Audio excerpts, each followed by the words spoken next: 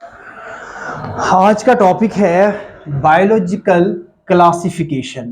तो biological classification क्या है कि ये एक साइंटिफिक प्रोसीजर है of arranging organisms in A hierarchy of categories on the basis of their relationships.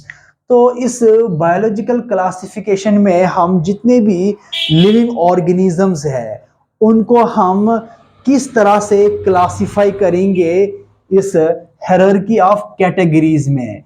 जैसे कि किंगडम है, फाइलम और डिवीजन है, उसकी क्लास, ऑर्डर, फैमिली, जीनस और स्पीशीज है। ये क्या है? ये डिफरेंट कैटेगरीज है कि इसकी हायरार्कियल सिस्टम है। जब हायरार्की कैटेगरीज हम डिस्कस किया था लास्ट लेक्चर में, तो उसमें हमने यही पढ़ा था कि ये किंगडम, फाइलम, डिवीजन या क्लास, ऑर्डर, फैमिली, जीनस ये स्पीशीज है, ये कैटेगरीज है। क्या है? ये कैटेगरीज है। जब भी हम किसी पर्टिकुलर ऑर्गेनिजम्स की क्लासिफिकेशन करते हैं तो उसमें हम देखते हैं कि उसके कैरेक्टर्स के बेस पर, या उसका कोई सिमिलर कैरेक्टर्स है या डिसिमिलर कैरेक्टर्स के बेस पर हम उन पर्टिकुलर ऑर्गेनिजम्स को क्लासिफाई करेंगे किसमें? हायरार्की ऑफ कैटेगरीज में। तो इसी तरह से कि बायोलॉजिकल क्लासिफिकेशन एक साइंटिफिक प्रोसीजर है जिसमें हम पर्टिकुलर ऑर्गेनिज्म को अरेंज करेंगे किसमें? हायरार्की ऑफ कैटेगरीज में on the basis of their relationships. अब उनमें हमें रिलेशनशिप क्या देखना है? मॉर्फोलॉजिकल रिलेशनशिप्स के बेस पर देखना है, एवोल्यूशनरी के रिलेशनशिप बेस क्या है, इनकी साइटोलॉजिकल क्या है, या इसके अलावा इनका फिजियोलॉजिकल रिलेशनशिप्स क्या है। तो इन्हीं रिलेशनशिप के बेस पर हम पर्टिकुलर ऑर्गेनिजम्स को क्लासिफाई करेंगे और उनको हम ग्रुप करेंगे किसमें? इसी हायरार्की कैटेगरीज में। जैसे कि किंगडम है, ये इसका क्या है? जो अगर हम किसी प्लांट या एनिमल्स को क्लासिफाई करेंगे तो सबसे पहले हम चेक करेंगे कि इसकी किंगडम क्या है। ठीक है। नाउ द सेकंड हम चेक करेंगे उसकी फाइलम। देखो, अगर हम किसी एनिमल्स की क्लासिफिकेशन करते हैं तो वहां पे हम यूज करते हैं वर्ड फाइलम। अगर हम किसी प्लांट्स की क्लासिफिकेशन करेंगे तो वहां पर हम फाइलम की जगह डिवीजन को यहाँ पर यूज कर सकते हैं। उसके बाद हम उस ऑर्गेनिज्म की को क्लास में हम देखेंगे उसकी क्लास क्या है और उसका ऑर्डर क्या है, फैमिली किस फैमिली से बिलोंग करता है, उसका जीनस क्या है और ये स्पीशीज क्या है। तो इसी को हम क्या कहते हैं? Biological classification. नाउ अब हम स्टडी करते हैं system of classification. System of classification, तो इसमें बहुत सारे साइंटिस्ट ने इसमें क्लासिफाई किया है किसको? बहुत सारे ऑर्गेनिज्म, जितने भी लिविंग ऑर्गेनिजम्स को उनको क्लासिफाई किया गया डिफरेंट किंगडम्स में। जैसे कि 2 किंगडम क्लासिफिकेशन है, 3 किंगडम क्लासिफिकेशन है, 4th किंगडम क्लासिफिकेशन है, फिर हम 5th किंगडम क्लासिफिकेशन को भी डिस्कस करेंगे। यहाँ इवन की 6th किंगडम क्लासिफिकेशन को भी हम डिस्कस करेंगे। नाउ द फर्स्ट पॉइंट हम यहाँ जो स्टडी करेंगे, क्लासिफिकेशन हिस्ट्री। क्लासिफिकेशन हिस्ट्री में सबसे पहले कि जो अर्लीस्ट क्लासिफिकेशन थी किसकी? इसके लिविंग ऑर्गेनिजम्स की, कि जो earliest classification was done by Aristotle.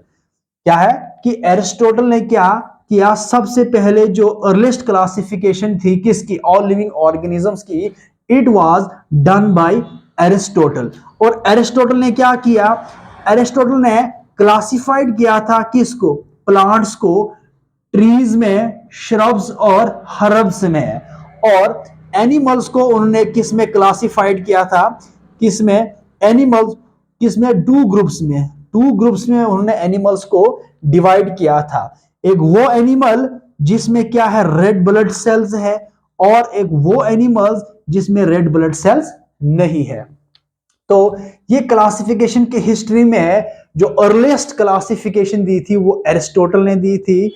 तो एरिस्टोटल ने क्या किया? उसने क्लासिफाइड किया लिविंग वर्ल्ड को या लिविंग ऑर्गेनिजम्स को प्लांट्स और एनिमल्स में। तो प्लांट्स में उनने फर्दर प्लांट्स को उन्हें डिवाइड किया था ट्रीज, श्रब्स और हर्ब्स में। और एनिमल्स को फिर फर्दर डिवाइड किया टू ग्रुप्स में। एक वो एनिमल्स जिसमें रेड ब्लड सेल है, animals with red blood cells and animals without red blood cell. This type of classification was given by Aristotle. Now, the second system of classification is two kingdom system of classification. क्या है ये? Two kingdom system of classification. This system यानी two kingdom classification was proposed by Carolus Linnaeus. Carolus Linnaeus ने two kingdom classification को proposed किया था और Carolus Linnaeus ने क्लासिफाइड किया लिविंग ऑर्गेनिज्म को या लिविंग वर्ल्ड को उन्होंने क्लासिफाइड किया किस में? टू किंगडम में। The first one is animal kingdom and the second is plant kingdom. Animal kingdom में सारे के सारे एनिमल्स आते हैं और प्लांट्स के किंगडम में सारे के सारे प्लांट्स आते हैं। नाउ टू किंगडम क्लासिफिकेशन क्या था कि this system of classification does not distinguish between prokaryotics, eukaryotics, unicellular organism, multicellular organism, photosynthetic organism and non photosynthetic organism को वो डिस्टिंग्विश नहीं कर पाया। कौन? Two kingdom classification.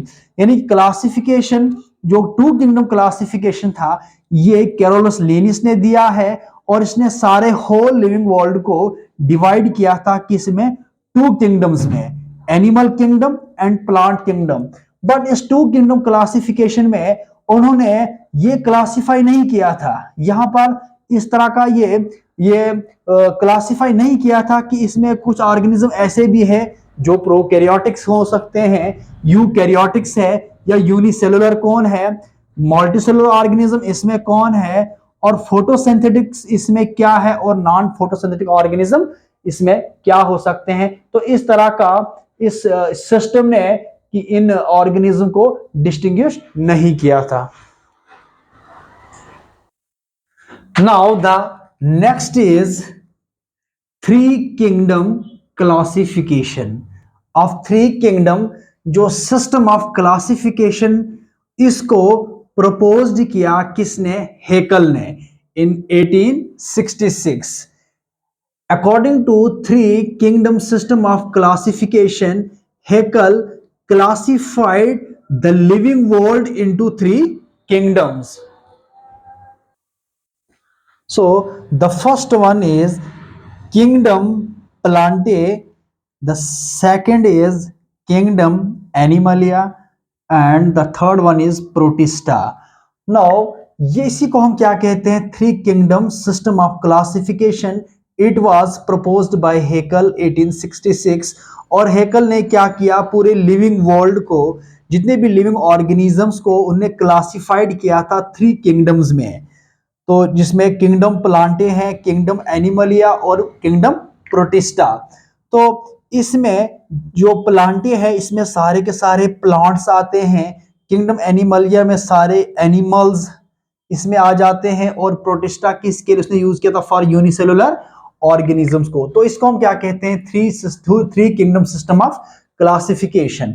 Now the next is fourth kingdom classification, यानी fourth kingdom system of classification. This system of classification was proposed by Copeland in 1956. According to the fourth kingdom system of classification, all the living organisms or living worlds are classified into fourth kingdoms. यानी कि जो ये Copeland ने जो fourth kingdoms को classification दिया था, तो फिर कोपलैंड ने लिविंग ऑर्गेनिजम्स या लिविंग वर्ल्ड को डिवाइड या क्लासिफाइड किसने किया? फोर्थ पार्ट्स में इसने क्या क्लासिफाइड किया, जिसमें क्या है कि जैसे फोर्थ किंगडम्स में kingdom protista, kingdom Monera, Plantae and Animalia. ये प्रोटिस्टा किसके लिए? For unicellular organisms. ये मोनेरा है, प्लांटे में सारे प्लांट्स आते हैं और एनिमल्स में सारे एनिमल्स आ जाते हैं इसमें। नाउ फर्दर लेक्चर में हम यही डिस्कस करेंगे कि आगे कि ये प्रोटिस्टा क्या है इसके बारे में हम डिस्कस करेंगे आगे के लेक्चर्स में, और मोनेरा के बारे में भी हम डिस्कस करेंगे। नो इस तरह से बायोलॉजिकल की क्लासिफिकेशन है, और डिफरेंट साइंटिस्ट ने डिफरेंट किंगडम्स ऑफ क्लासिफिकेशन दिया है।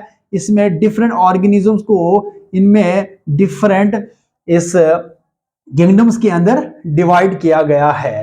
तो आज हमने स्टडी किया थ्री किंगडम क्लास, आज के लेक्चर में हमने स्टडी किया two kingdom classification, three kingdom classification और फोर्थ किंगडम क्लासिफिकेशन।